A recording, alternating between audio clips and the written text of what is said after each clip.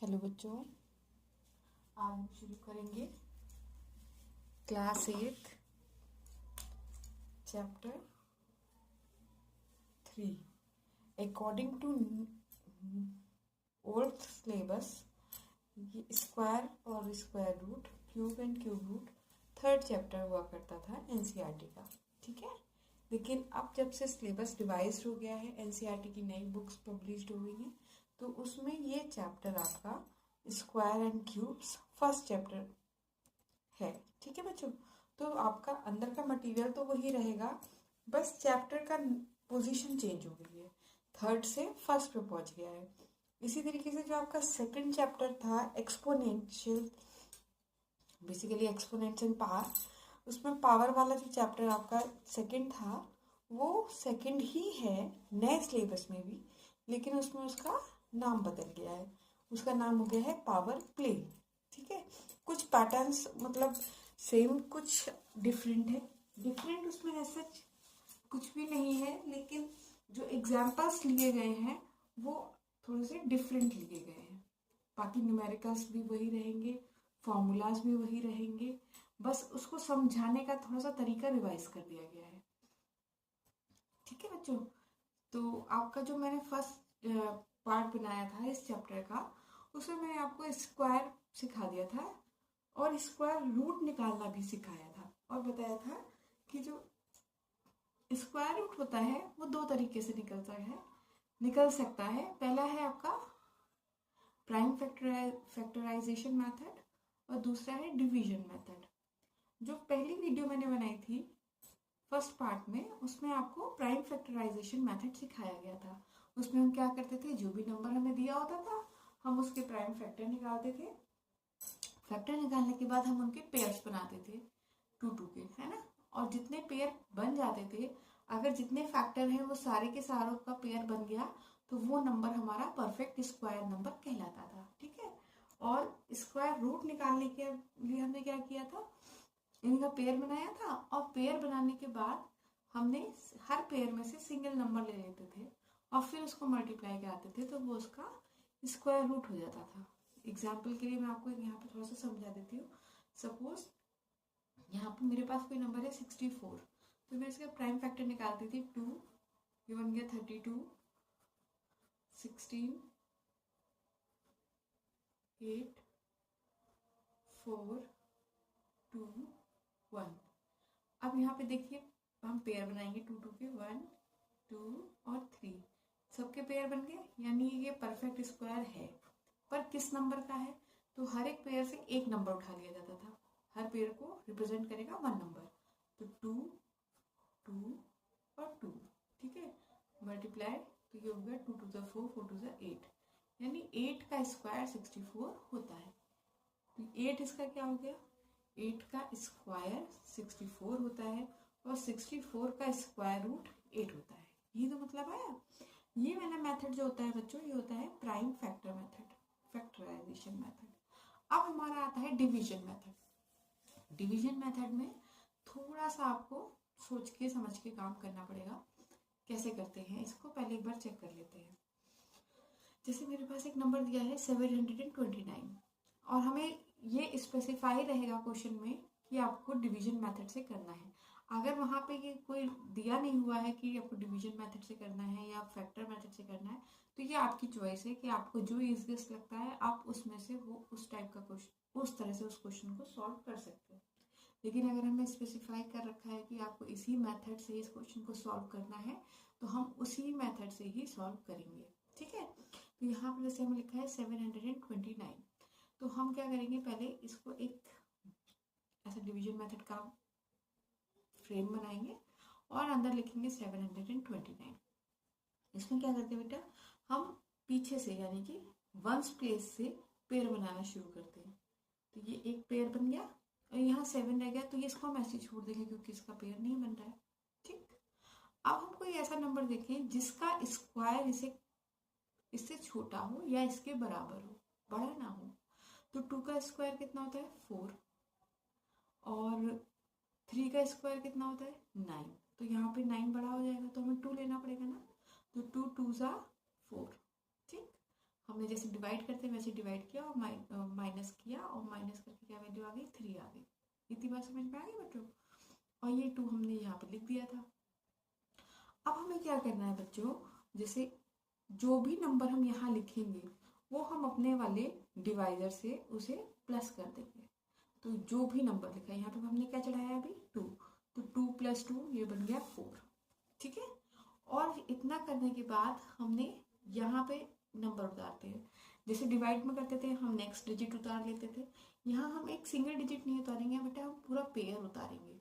तो ये पूरा 29 एज इट इज आ जाएगा। तो यहाँ पे डिजिट बन जाएगा 329, ठीक है। अब हमें कैसे पता चलेगा कि ये किससे कटेगा या किसके स्क्वायर से कटेगा। तो हमने क्या किया, एक डिजिट इसमें से छुपा ली, कितना बचा बेटा 32, और यहाँ हमारे पास कितना था बच्चों 4। तो आप ये देखिए 4 की टेबल में 32 या 32 से छोटा कुछ आता है, हाँ आता है, 4 8 32, यानी 8 से डिवाइड हो सकता है ना। तो अब हम क्या करेंगे, 48 × 8, 8 यहाँ पे भी लिखेंगे और यहाँ पे भी लिखा जाएगा ना, इसी वजह से हमने दोनों जगह पे वंस प्लेस पे 8 लिखा। हमने मल्टीप्लाई किया तो कितना आया 364, ये तो बहुत ज़्यादा हो गया इससे, तो यानी हम एक डिजिट कम करेंगे। अब 47 × 7 कर देंगे। आ रही बात समझ में। अब इसको हम मल्टीप्लाई कराएंगे तो हमारा कितना आ गया 329, एज इट इज पूरा वैल्यू आ गया, कट गया 7 हमने यहाँ पे भी लिख दिया और यहाँ पे भी लिख दिया, यही काम तो हमने किया था। तो ये दोनों जगह उतार दिया, हमारी वैल्यू आ गई 27, यानी 729 27 का स्क्वायर है, ठीक है बच्चों। इसी तरीके से हमारे पास एक और नंबर है 55696, हमने लिख लिया, वंस प्लेस से हमने इसकी जो पेयरिंग करी, ये कट गया, ओ ये पेयर बन गया, ये पेयर बन गया, और ये एज इट इज रह गया। अब 5 है तो 5 या तो 5 के बराबर का कोई नंबर हो या 5 से छोटा हो, तो 2 का स्क्वायर 4 होता है, तो हमें फिर से 2 2 4 और 5 में से 4 गया, 1 बच गया। इतनी बात समझ में आ गई। यहाँ हमने 2 लिखा था, 2 ऐड कर देंगे, कितना आ गया 4 आ गया, ठीक। और एज इट इज ये पूरा पेयर उतार लेंगे यहाँ पर, 356 बन जाएगा। अब पहली डिजिट इसकी, लास्ट डिजिट इसकी, दोनों की हमने छुपा ली। ये मैंने कर रखा है इसलिए मुझे छुपाना पड़ रहा है, नहीं करा हुआ होगा तो आपके पास यहाँ पे केवल 4 ही होगा ना। तो 4 को हम किससे मल्टीप्लाई करें कि 15 आ जाए या 15 से छोटा आ जाए, तो 4 3 12, यानी हमें मल्टीप्लाई करना है 43 × 3 से। 43 × 3 किया, कितना आ गया 129।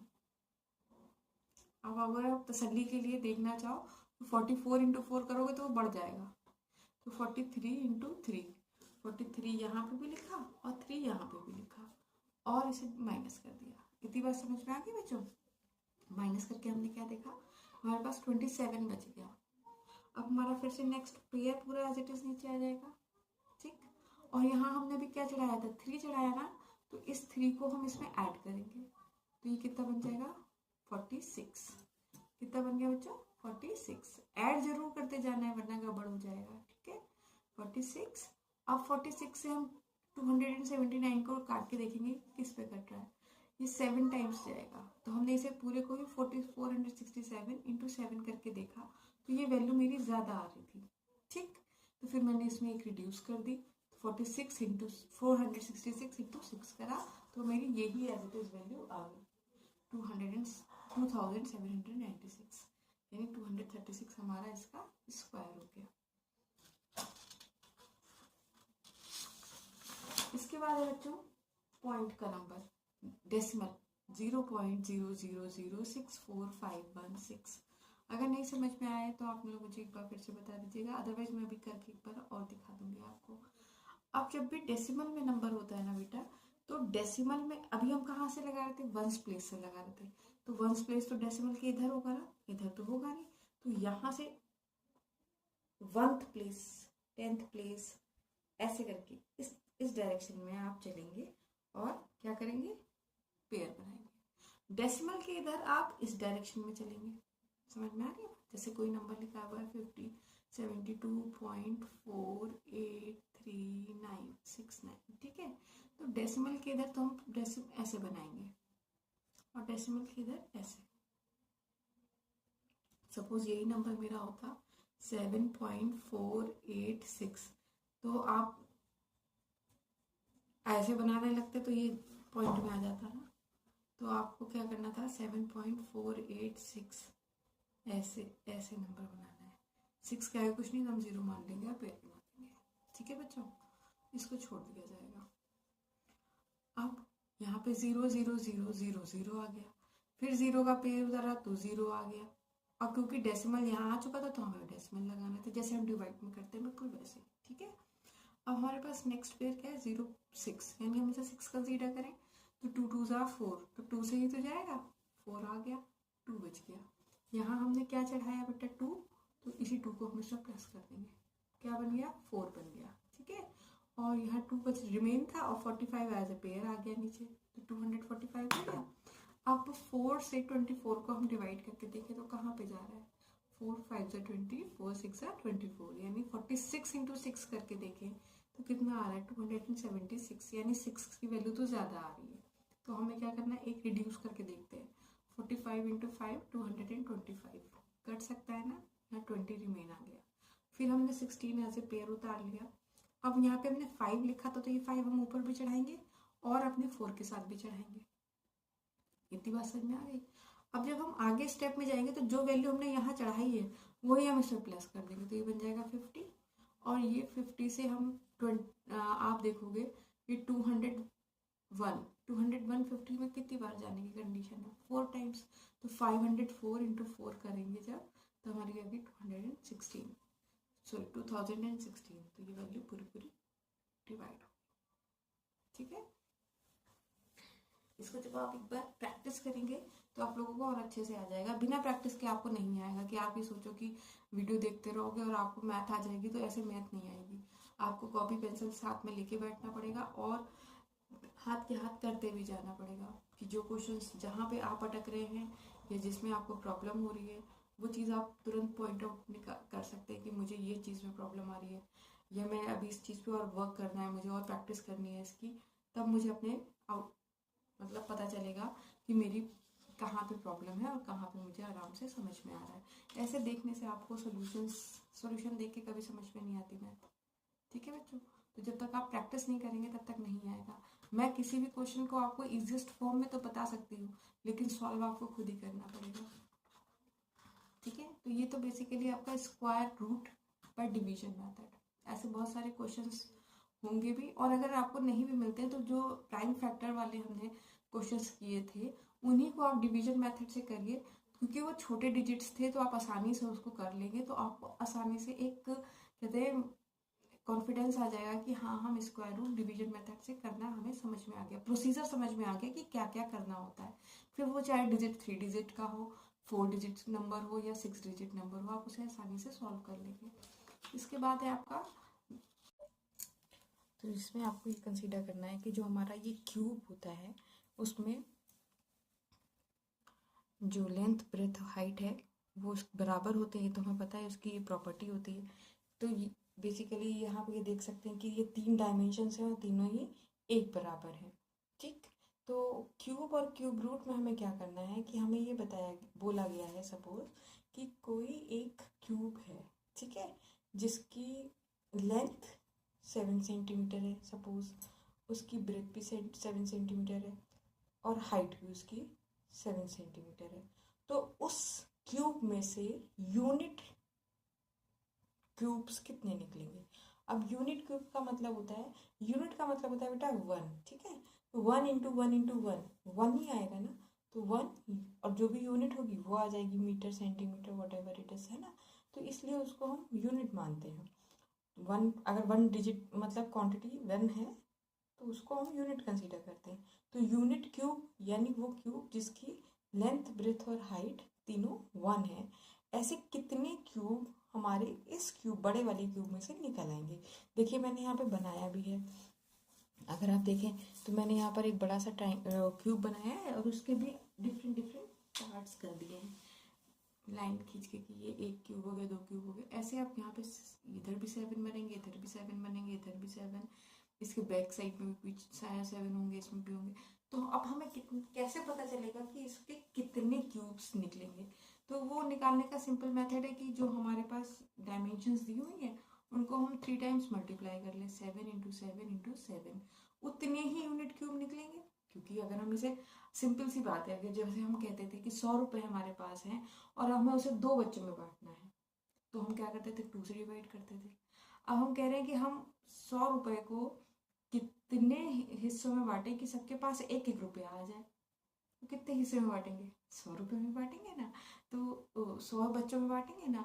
तो इसी तरीके से यहाँ पर जब हमने इसे मल्टीप्लाई किया तो 343 ही तो हिस्से होंगे जो 1 यूनिट क्यूब के होंगे, 1 यूनिट क्यूब होंगे। ठीक है, तो यानी कि जब भी हमें कोई क्यूब दिया हुआ है तो उसके इतने यूनिट क्यूब्स बन सकते हैं। 7 की कंडीशन में इतने बनेंगे, 5 अगर दिया होता तो 125 बन जाते। ठीक है, 2 दिया होता तो 8 बन जाते। इट डिपेंड्स हमारी डायमेंशन क्या है। ठीक है, क्यूब रूट में क्या कहा गया है, क्यूब रूट इसी का जस्ट अपोजिट मान लीजिए कि हमें कहा गया है कि सब बच्चों के पास 1-1 रुपया है और हमारे पास 100 बच्चे हैं। ठीक है, तो जो ये क्यूब बनेगा या ठीक है, जो ये क्यूब बनेगा उसकी लेंथ, ब्रेथ और हाइट कितनी होगी, बात समझ रहे हैं आप। जैसे सपोज मैंने कहा कि मेरे पास 1 रुपया है और मेरी क्लास में 125 बच्चे हैं, तो हर बच्चा 1-1 रुपया लेकर आया, तो मेरे पास कितने रुपए हो गए बच्चों, 125 हो गए। अब उन 125 क्यूब से मैं एक बड़ा सा क्यूब बना लूँ। ठीक, और उस बड़े क्यूब की जो डायमेंशन होगी वो कितनी आनी चाहिए, लेंथ कितनी होनी चाहिए, ब्रेथ कितनी होनी चाहिए, हाइट कितनी होगी उसकी, क्योंकि ये तीनों ही बराबर हैं, तो यानी 5, मतलब इसका क्यूब रूट निकाल रहे हैं, तीनों चीज़ें हैं। तो हम क्या करते हैं, क्यूब रूट निकालने के लिए सिंपली चीज़ को फैक्टर कर देते हैं। जैसे आपने स्क्वायर का किया, स्क्वायर रूट निकाला प्राइम फैक्टर मेथड से, बिल्कुल वैसे ही हम क्यूब रूट निकालते हैं फैक्टर मेथड से। इसमें हम सिंपली क्या करते हैं, जो भी हमारे पास डिजिट दी हुई है उसको हम फैक्टर करेंगे और फैक्टर करने के बाद देखेंगे कि जो नंबर्स आ रहे हैं, फैक्टर्स आ रहे हैं, क्या उनके 3-3 के पेयर बन रहे हैं। स्क्वायर में तो हमने 2-2 के पेयर बनाने हैं। ठीक है, और क्यूब में हमें, क्यूब रूट में हमें 3-3 के पेयर बनाने हैं। तो यहाँ अगर हम 125 कंसीडर कर रहे हैं तो हमने जब इसे फैक्टर किया तो 5-5-5 आ गया, प्राइम फैक्टराइजेशन मेथड यूज किया। अब इन तीनों का हमने एक पेयर बनाया, क्योंकि अभी मैंने आपको बोला था कि एक पेयर कितने का बनेगा, 3 का बनेगा। ठीक है, तो एक पेयर 3 का है, तो यहाँ पर इसको रिप्रेजेंट एक ही नंबर तो करना है ना, जैसे वहाँ पे हम करते थे तो एक पूरे पेयर को वो एक ही नंबर रिप्रेजेंट करता था, तो ऐसे यहाँ पे पूरे पेयर को एक ही 5 रिप्रेजेंट करेगा। तो 5 का क्यूब इज इक्वल्स टू 125 और 125 का cube root is equals to 5। इतनी बात समझ में आ गई बच्चों, बस यही आपका क्यूब रूट है। और वही, इसको 3 बार किसी नंबर को मल्टीप्लाई करते हैं तो वो क्यूब बन जाता है, और अगर 3-3 के हम ग्रुप बना लेते हैं तो वो हमारा क्यूब रूट बन जाता है। क्वेश्चंस आप करिएगा, बहुत आसान होंगे। इसमें बेसिकली उस टाइप के क्वेश्चन आते हैं कि क्या, कि इस नंबर में हम क्या ऐड करें कि ये परफेक्ट स्क्वायर बन जाए या परफेक्ट क्यूब बन जाए, कितना हमने इसमें से मल्टीप्लाई करें कि इसमें एक परफेक्ट स्क्वायर बन जाए। तो यही टाइप के क्वेश्चंस होंगे, उसको आप सॉल्व करिएगा। आपका जो सिलेबस रिवाइज हुआ है उसमें ये चैप्टर फर्स्ट है और पुराने सिलेबस में ये चैप्टर 3 है। ठीक है, तो आप इससे कंफ्यूज मत होइएगा, सारा अंदर का मटेरियल आपको सेम ही मिलेगा।